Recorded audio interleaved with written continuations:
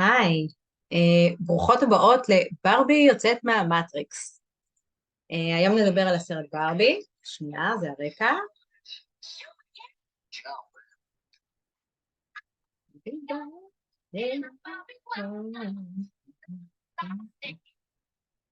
אוקיי, זה ההקדמה. אז בעצם היום נדבר על הסרט ברבי, וננסה להבין מה התהליכים שברבי עוברת, שבעצם משקפים חלק מהתהליכים שגם אנחנו עוברות כנשים. אנחנו כבר לא בובות, אנחנו כבר נשים עצמאיות בזכות עצמנו, כמו שברבי בסרט מתחילה, מקבלת חיים בעצם, היא מקבלת רוח חיים, היא מקשיבה לתחושות שלה, לרגשות שלה, לאינטואיציה שלה, ובעצם מתחילה לחיות. אז טוב, נתחיל עם קצת רקע. הסרט מדבר על זה שבתחילת הסרט ברבי היא חיה בעולם החלומות שלה, ובשביל איזושהי סיבה היא צריכה להגיע לעולם המציאות, אז היא יוצאת מבית החלומות ומגיעה לעולם המציאות. בעצם שבית החלומות נראה שזה מייצג את המטריקס שהיא חיה בו, ובעצם היא צריכה לבחור לצאת מהמטריקס ולראות מה יש מעבר. אז היא יוצאת למסע שלה, ואליה נדחף ככה לדרך כן, בלי שהיא יודעת, מפתיע אותה בדרך, והם ככה נוסעים ביחד אל עבר העולם המציאותי. בעולם המציאות, כן, שרגיל להיות כן של ברבי, כלומר אין לו ישות עצמאית משל עצמו, הוא מתחיל לראות גברים בחליפות, גברים מחליטים, גברים נותנים הוראות, בעצם הוא רואה את הדבר הזה של שליטה גברית, שלגברים יש כוח, זה מרגש אותו, הוא מתלהב מזה, ומה שהוא עושה זה שהוא חוזר חזרה לבית החלומות בלי ברבי, ומחולל שם מהפכה. איך מחוללים מהפכה? את זה רגע שנייה, כשהוא היה בעולם המציאות, הוא ניגש לספרייה, אמר לברבי שהוא הולך לקרוא על סוסים או משאיות או משהו כזה, ובעצם מרים אותו קורא על הפטריארכיה. מה זה הפטריארכיה? מה זה עולם נשלט על ידי גברים? אז ככה הוא חוזר לעולם החלומות, ויוצר מהפכה, שבה הגברים שולטים. מה שרואים שם במהפכה, איך שהוא יוצר את המהפכה של גברים שולטים, חברה שראתה את הסרט אמרה לי שהיה לה לא נעים לראות איך מזלזלים בגברים, איך שהם יוצרים את הדברים, אז אני גם לזה אתייחס. זה נראה שבעצם יש שם משהו ילדי, בוסרי, עוד לא בשל, לא מבוסת, משהו משתולל, פירות, שתייה, זלזול, כזה, כוחניות, כוח, משהו אולי גברי ישן כזה, גברי עתיק, אוקיי? סטריאוטיפי כזה. ברבי מתמודדת עם כל מה שהיא צריכה להתמודד בעולם האמיתי, ומתישהו היא חוזרת חזרה לעולם, או לבית החלומות, ורואה את המהפכה שהתרחשה. עכשיו, מה היא תעשה עם זה? הוא שולט, כל הגברים שולטים, הנשים הם כמו תחת השליטה הגברית, גם התודעה שלהם תחת השליטה הגברית. ואז מראים אותם מתנהגות באופן נשי, גם סטריאוטיפי כזה של לובשות דברים קטנים ומגישות בירה, כלומר האישה הקטנה. אז בעצם העולם של עולם בית החלומות הוא כבר לא כל כך בית החלומות, הוא הפך לעולם שהוא גם נשלט על ידי גברים, גם יש בו היררכיה, גם יש בו קצת, יש בו אלמנטים של ניצול, אפילו מוסווה בעצם. ומשהו, והיא צריכה לעשות שם שינוי. אז היא והצוות שלה חושבות מה עושים, איך לוקחים איך מעבירים את זה חזרה למה שזה היה. ומה שהן מבינות זה שכדי לעשות את השינוי, צריך בעצם, כל מה שצריך זה שינוי תודעה. צריך להכיר במה שקורה. ואז מה שהן עושות זה הן לוקחות אחת, ברבי, וכולם קוראים ברבי, גם לכל הבנים קוראים קן. לקחות אחת אחת ומדברות איתה ומביאות את זה למודעות. ואז היא יכולה לחזור לעולם, כלומר לעולם הרגיל, אבל היא כבר ברבי מודעת. וככה הן מעבירות אחת אחת את התהליך הזה של התעוררות. שזה לא צריך לעשות הרבה, זה לא איזה כזה דבר, זה פשוט לשים את הדברים, להביא אותם למודעות. ככה הן עוברות אחת אחת, עד שבעצם באופן מעניין, הם עוד שלב שהן צריכות כדי להשיג חזרה את השליטה בעצם, אז יש כאן מאבק של שליטה בין המינים, כמו שאנחנו רואים, הן צריכות שהקנים לא יהיו בממשלה להעביר את החוק שזה עובר לעולם של קן, נשלט על ידי קן. אז מה שהן עושות זה די בקלות, קצת נוגעות באגו פה, אגו שם, והגברים ישר מלחמה. ואז הם נלחמים אחד בשני, הם עסוקים במלחמה, אנשים באות לכנסת, לבית הנבחרים, מה שזה, ובעצם מחזירות את כל הדבר הזה, את הניהול, לידיים של האישה. טוב. בעצם אני תוהה אם יש כאן משהו שמייצג תהליך אנושי, שאנחנו כחברה עוברים כבר כמה שנים, לא רק מעכשיו, ובעצם יש כאן קריאה בעצם לנשים,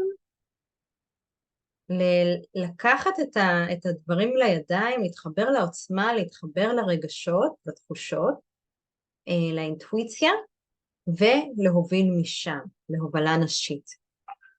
כי אחד הדברים שקורים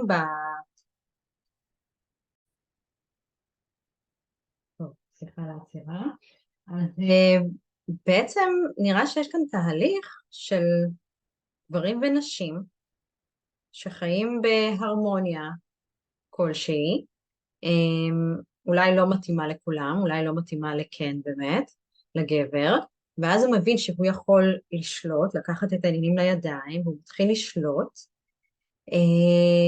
האישה רואה את זה, ואז מתעוררת איזושהי תנועה, ככל הנראה התנועה הפמיניסטית, שבאה ולוקחת את העניינים חזרה,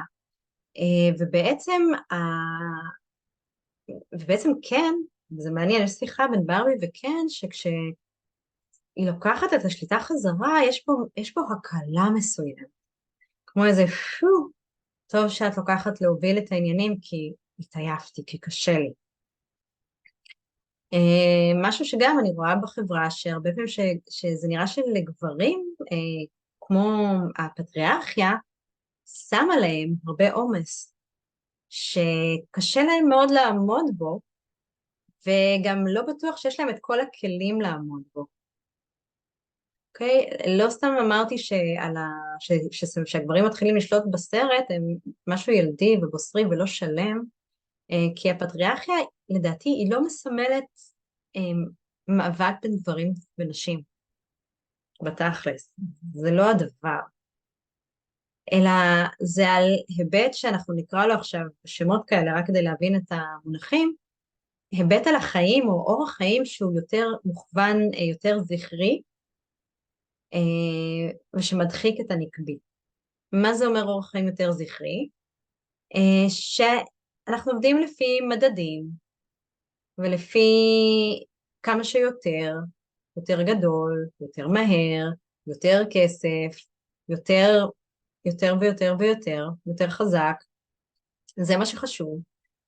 יש ציונים על כל דבר, משהו מאוד measurable, שמדיד, וזה החיים המדעיים שאנחנו חיים בהם היום, נקרא לזה ככה, שגם הגברים שהם כאילו לקחו על עצמם להנהיג את העולם, רק הדברים כאילו הסל הזכרי לא מספיק, זה לא שלם, זה רק חלק, זה לא, וזה לוקה בחסר. מה החסר? זה החלק הנקבי בעצם. אוקיי? והחלק הנקבי זה הדברים שהם פחות מדידים. זה אינטואיציה, זה לב, זה הקשבה, זה רחם, איכות אחרת. ובעצם השלם הוא שאנחנו הזכרי והנקבי ביחד. זה השלם. ואז ברגע שאני שלם, שאני השלם, אז אין פיצול, אין זכרי ונקבי, אין כזה דבר בעצם. זה אחד. אוקיי, אז כרגע אני מדברת במונחים של זכרי ונקבי, פשוט כי זה מה שיש לי, ככה אני יכולה להסביר בשפה את מה שמתרחש בעולם, אבל ברגע שיש את האיחוד, זה אדם. זה לא זכרי ולא נקבי.